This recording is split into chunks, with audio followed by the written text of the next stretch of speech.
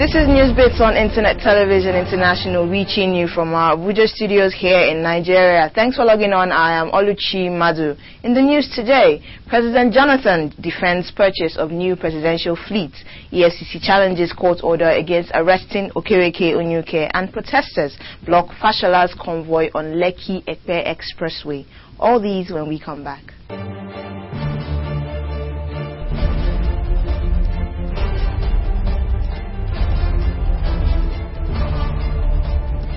President Goodluck Jonathan has reacted to criticism of his administration's decision to acquire 3 aircraft to beef up the presidential air fleet. The Federal Executive Council had on August 11th approved $154 million, that's about 23.07 billion naira, for the purchase of 2 Falcon 7X and 1 Gulfstream G550 aircraft from Messrs. Dassault Aviation of France and Messrs. Gulfstream Aerospace Corporation of the United States. The sum of 21 billion naira was provided in the 2010 budget for the purchase of the 3 aircrafts. Jonathan said to some of the Nigerians, political groups and civil society organizations that condemned the acts that his safety and need to run the country efficiently ought to be considered first by them. Jonathan, who admitted that people were entitled to their opinions, said that the cost of the 3 jets might appear high, but the price of good governance could not be quantified. He advised Nigerians to be constructive in their criticism henceforth for the development of the nation. The Economic and Financial Crimes Commission has challenged an order from a Lagos High Court in Igboshere restraining it from the arrest of the former Director General of the Nigerian Stock Exchange, Professor Ndi Okereke Onyuke. The anti-graft agency challenged the jurisdiction of the court to give such an order. Justice Mojisola Obadino had on August 12th stopped the EFCC from harassing, embarrassing and intimidating or threatening to arrest and detain Okereke Onyuke.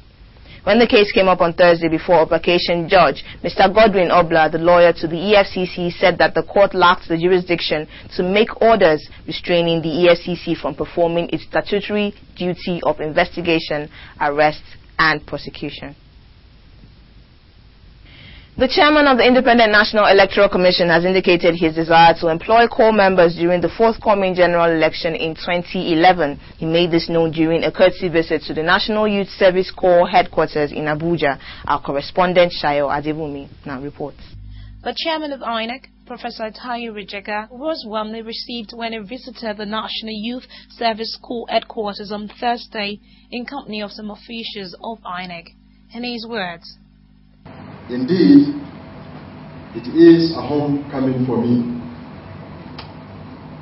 I feel very proud to be associated with the reform process in the NYSC and to even have the privilege of chairing the governing board of the NYSC.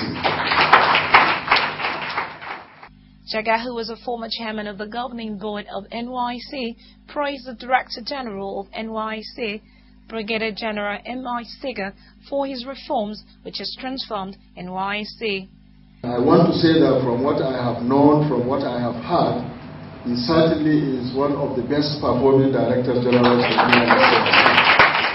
Jega thanked the NYC for the cordial relationship that has existed between the two organizations and said a new chapter is to be opened to explore how corps members can contribute positively to the needs and aspirations of Nigerians for a credible electoral reform in the nation.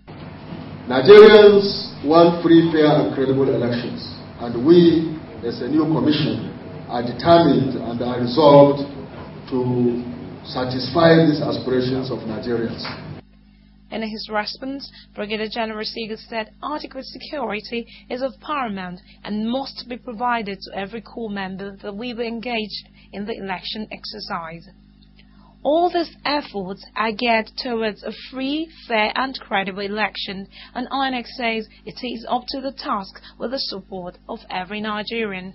Shayo Adebumi reporting for ITI.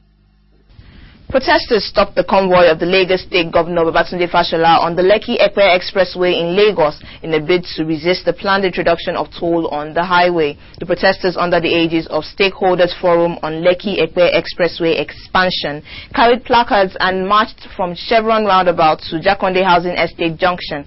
The governor's convoy was held up for hours in the traffic, so bad that the governor had to step down briefly at the Jakonde Junction to appeal to the protesters to calm down over the issue. The leader of the forum, Mr. Adewale Sonny, said the protest was to test run the resistance process of the stakeholders to the arbitrary introduction of toll gates on the expressway. Sonny said the protest had become inevitable as the Lekki Concession Company had gone ahead to test run toll collection from August 10th. And that's it on News Bits for today. My name is Oluchi Madu. Thanks for logging on.